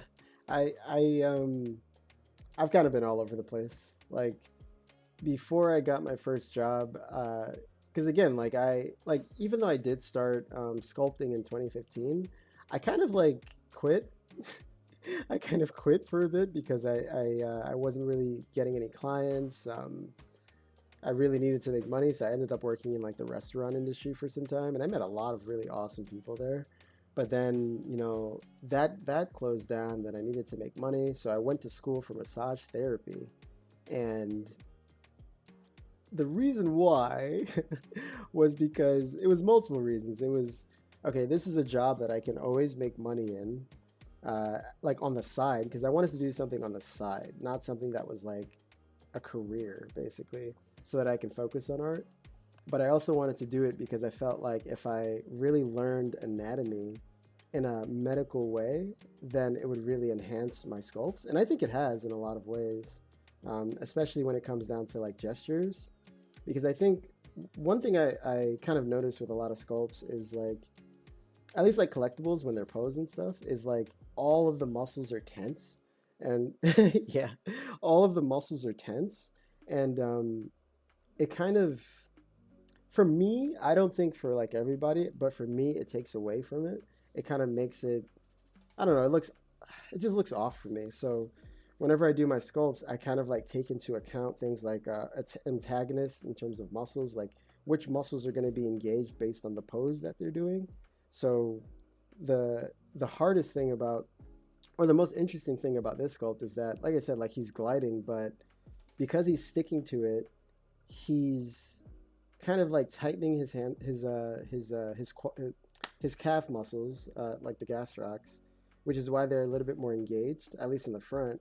And then he's also balancing himself too, because he doesn't want to like get knocked off. And then like even his arm. If I take off his coat, you'll see like I actually did the anatomy for his back and also his arms as well. Um, but yeah, it's I don't know. I think it definitely helped. Um, but yeah, it's funny because when I was graduating, because I did graduate, but I didn't get my license because I ended up getting my first job, which was like basically sculpting statues. So, and I did that for like 2 years, and that was like really fun. Well, crazy boss, but it was pretty fun. That's actually one of the reasons why, like, whenever anybody, asks me for like help with anything, I always, you know, recommend that they just explore different things because I think the way how I view art is that I think that nothing is really separate. I think everything is connected. Like the same approach that you take for blocking out anything really is the same for any medium. You're always going to start with your primary shapes, your secondary, and then your tertiary. And how you do that is almost always the same. Um, so uh, so it's like it's always good for yourself as an artist to just kind of just explore. I think you don't have to like master anything. I think it's very important to keep that in mind. There's no real importance in becoming a master. You know, uh, just explore really. Freelance as your first job. My first job.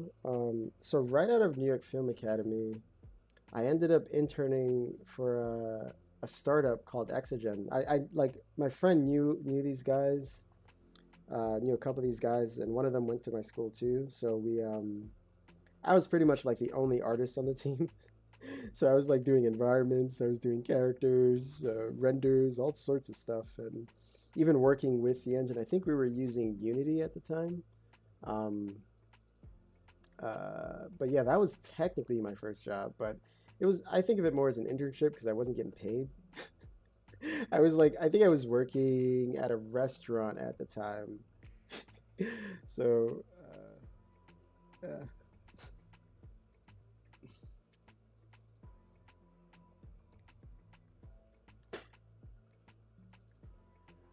Man, yeah, once I actually start making cuts, I think my saves will actually be a lot faster because right now I think I have a few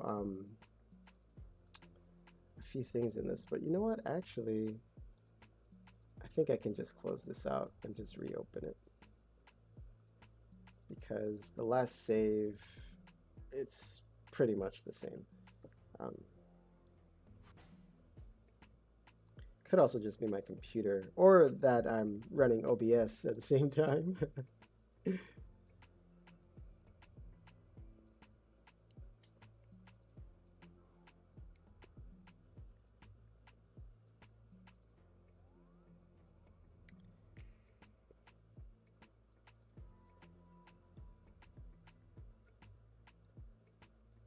Yeah, I'm thinking it's OBS because I'm also like recording it too. Like I'm streaming and recording and then also doing this, but I also have like so many windows open. I think we all kind of like suffer from having loads of tabs open. I have so many. I should close these. Oh my God.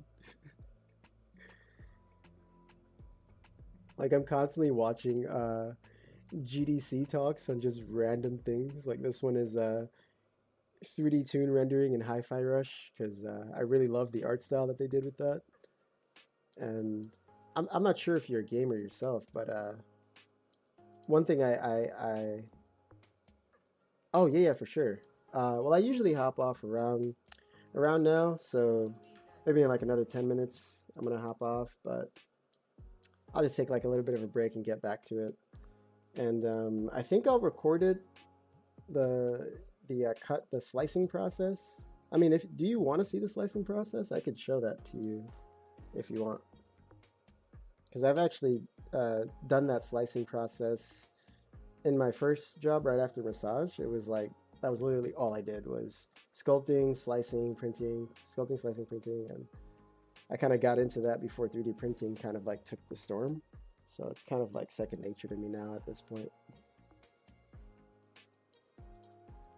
But I do, man, I think I might have like screwed myself because the lightning, the lightning is going to be a little bit of a problem because I have to create the cuts in a way that basically have to create the cuts in a way that it doesn't. So like when I printed, right? I don't want any of the pieces to be too big that they can't like actually fit in the piece when I print it. Like right now, this piece, this lightning piece, is actually going to be problematic. I think. Like his hand will be able to get in here, but getting it to actually hold there. Actually, one, I do have to basically penetrate this mesh, his hand mesh, with this piece, so that when I make the cuts, I can create a slot for it. I think this hand is all right. I might just have to push it up a little bit more too. A lot of it's like no problem, thankfully. With the feet, he'll probably just have a piece right here. And this will just like slot into the, this will just slot into this right here. That's why there's like nothing really done over here. Yeah, yeah, exactly. And then for this, I'm gonna have to start combining things and deleting layers. But that's also why I've been trying to save separate. Ooh, fudge. Not me saying fudge. But I have to delete stuff and start dynameshing. Because at this point, like you have all the detail that you need. I think what I can do is I can, I think there's a way that you can do it with like morph target.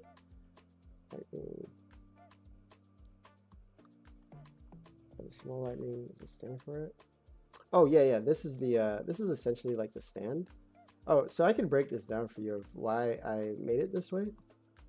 So one, I was thinking, okay, I wish I could show, well, I think my next stream I can show you, if you're able to jump on, I can jump on tomorrow. But I can show you the concepts I did. I did like maybe five different concepts, but I came to this one because one, he needed a base that was like thick enough that it can like support, it could support his weight, but also prevent any tipping, because I didn't want it to basically fall to his side like this, you know, because of this lightning piece right here. But these lightning bolts are actually meant to be kind of like table legs. So it's meant to support it as well. Oh, awesome. uh, so like these right here, this is for just to hold it up really at like points of tension. And the reason why these are, I'm okay with these being smaller and there isn't really anything in the front is because if you're looking at like the center line, at least like how I think about it, um, I'm thinking about like where that weight is gonna like eventually go. So because it's at like an angle, it's gonna push a little bit forward. But because this bottom part is like gonna be a little bit heavy, it's gonna have a big amount of weight for it. It's gonna kind of center the how do you put it, the weight, so that way it's not leaning too forward and it's not leaning too back. So, and that's also why like I changed up his arms to reflect that too. The same with like his body. I wanted that to kind of like almost, oh wait, here I can actually hide this for now.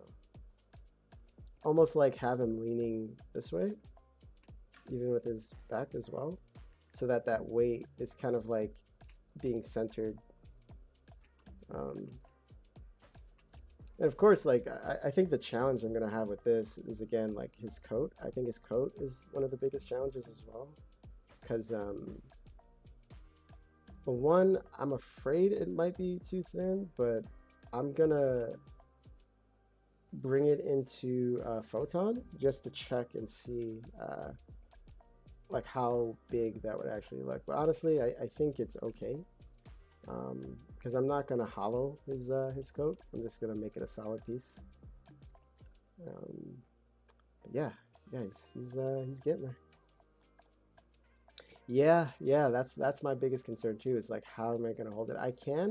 What I can do is like I can add some more lightning bolts, like it's arcing up and holding up the coat, like over here.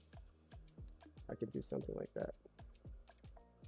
Yeah, I really love it. Like one thing I was thinking was like I can have alternatives. Oh, how do I hide this?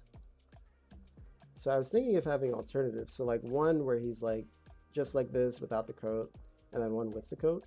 But I think more people will actually like the coat in general because I think this gives you that idea that he's like really riding the lightning. Like if you, it's like guiding over here, but the coat really sells it. You're completely right.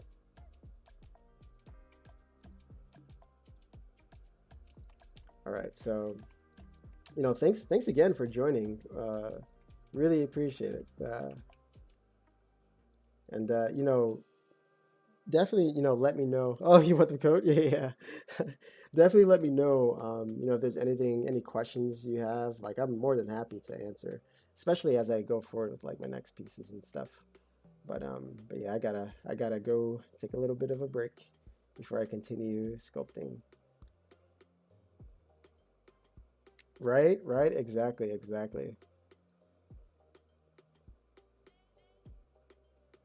All right. Well, thanks again for joining my stream. I truly appreciate it. I know I'm saying it a lot, but truly appreciate it. You too, you too. You have a great day. All right, bye.